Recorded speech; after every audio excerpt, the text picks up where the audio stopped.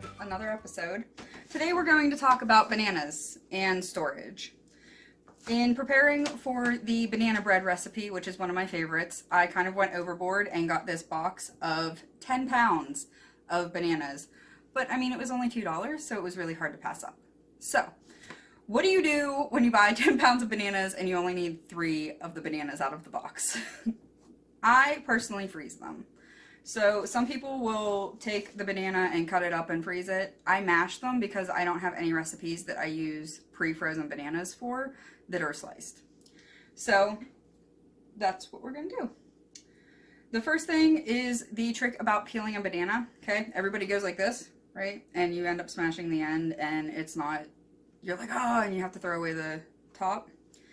Do it like the gorillas and all of the monkeys do. Turn it upside down, put your fingernail here, and pull down. Bam. Perfectly peeled banana. So, and then you pull it there. There you go. Toss it in your big giant bowl because we're going to mash all of these at once. And I keep a second bowl so I can give all of the peels and stuff to my chickens, or if it's something that they can't eat, I also have a compost bin. So this is my scraps. Thank you, Rachel Ray. So I'm just going to go ahead and finish peeling these and tossing them in the bowl, and then I'll see you. All right, so we got all of the bananas peeled and into our super large mixing bowl. And we have our potato smasher. I like the like snake-shaped bottom one. It gives you a little bit creamier, and I like a little bit of chunks in my mashed potatoes or my banana mash. You'll need a measuring cup of some sort. I'm just using a 1 cup measuring cup because it'll make the job go quicker. Some freezer baggies and a Sharpie. This is very important. Before you fill the baggies, make sure that you mark them, because if you open up your freezer and you see this bag of frozen, like brownish, yellowish mush, you're gonna be like, what the heck did I do? What is that? If you don't mark it. So we're gonna go ahead and write on this. Bananas. While we were peeling the bananas, my husband and I had a discussion as to whether there are any sort of great apes, or he seems to think that there's just howler monkeys in South America. So if you have any idea about any of that, please leave it in the comments to settle this marital dispute. Thank you. I just spelled bananas wrong. It's B-A-N-A-N-A-S. Wait, B-A-N-A-N-A-S. There we go. It's bananas. Thank you, Gwen Stefani, for teaching me how to spell bananas. Okay. So there's your baggies. Now, you're going to take your big giant bowl that is full of bananas and your smasher, which is usually called a potato masher. But today, it will be a banana masher. So, you might need to use both hands because there's a ton of bananas in here. But you're just going to mash them like you would potatoes.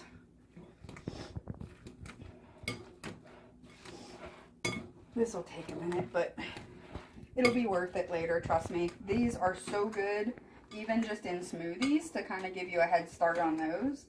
You can put them in probably half cup size for a large smoothie would be perfect. So, frozen bananas are not just for banana bread. Whenever you start getting this sound, come on in and get the sound if you can. That sound means you're just about done. Alright, and like I said, I like some chunks, whether it's in my banana bread or if you're putting it in a smoothie, it doesn't really matter if there's chunks in it anyways. So, alright, that's what it should look like when you're all smashed up. You're going to want to rinse this off really good, because if it dries whatsoever, it is a beast to clean. So, we're going to go ahead and rinse it off.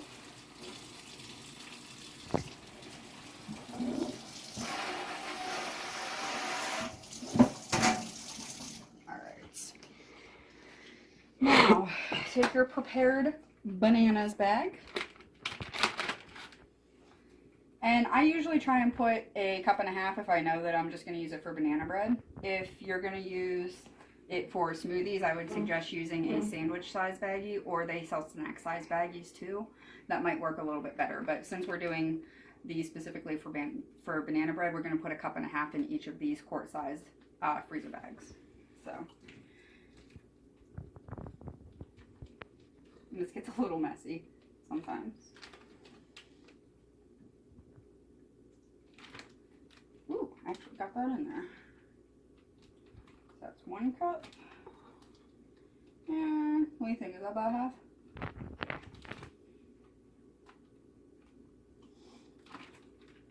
Then seal it and make sure that you get as much air out as you can because you're going to put it in the freezer. And that's it. And I lay it flat and I put it on a cookie sheet for transferring it downstairs into our deep freeze. And once they're frozen flat, then I take them off of the cookie sheet and put them in there. So I'm going to go ahead and finish filling up the baggies. I'll see you in a minute. Alright, so we did 1.5 cups in each baggie here. And we got 3 baggies with a 1.5 cups and then an additional about 3/4 to an additional cup in this baggie. So we'll use this one for smoothies. So that's probably what my husband's going to want for breakfast in the morning because he loves the smoothies that I make. And if you don't know what that is, I'm going to put it in the description below so that you can go ahead and enjoy the amazingness that is Katie's smoothies. So we're going to go ahead and throw these in the deep freeze downstairs, and we will go ahead and show you what they look like whenever they're frozen flat, and you can see the little bit of discoloration so that you don't freak out like I did the first time I froze bananas. Alright, I'll see you here in a little bit.